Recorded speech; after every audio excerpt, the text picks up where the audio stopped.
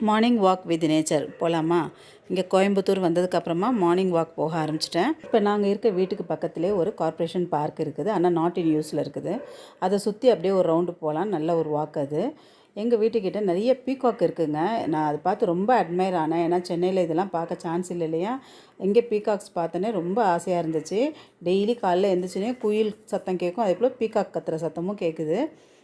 சரி எங்கே தான் இருக்குதுன்னு சொல்லி அப்படியே வாக் போகும்போது எங்கெங்கெல்லாம் இருக்கோ கேப்சர் பண்ணி போட்டிருக்கேன் பாருங்கள். ஒரு ஆண் பீகாக் பார்த்துருக்கேன் இது வரைக்கும். அப்புறமா 2 பீஹென் பார்த்துருக்கேன்.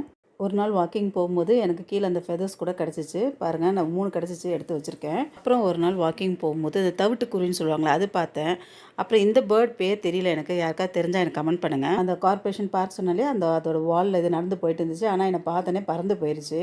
அப்புறமா இங்கே நிறைய செடிங்க இருக்குது பாருங்கள். நாகலிங்க மரம், அதில் அவ்வளோ பூ பூத்துருக்குதுங்க. நிறைய பேர் இந்த பூ தான் யூஸ் பண்ணுறாங்க சாமிக்கு இங்கே வைக்கிறதுக்கு.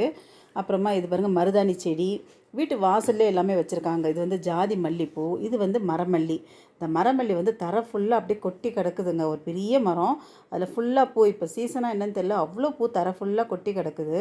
இந்த நேச்சர்லாம் இப்படியே பார்த்துட்டு நடந்து போகிறதுக்கு அவ்வளோ ரம்மியமாக இருக்கும். காலையில் கிளைமேட்டும் எனக்கு ரொம்ப சப்போர்ட் பண்ணுது. இந்த நேச்சர் வாக் உங்களுக்கு பிடிச்சிருந்தா லைக் பண்ணுங்கள், ஷேர் பண்ணுங்கள், சப்ஸ்கிரைப் பண்ணுங்கள் and stay connected and thanks for வாட்சிங்.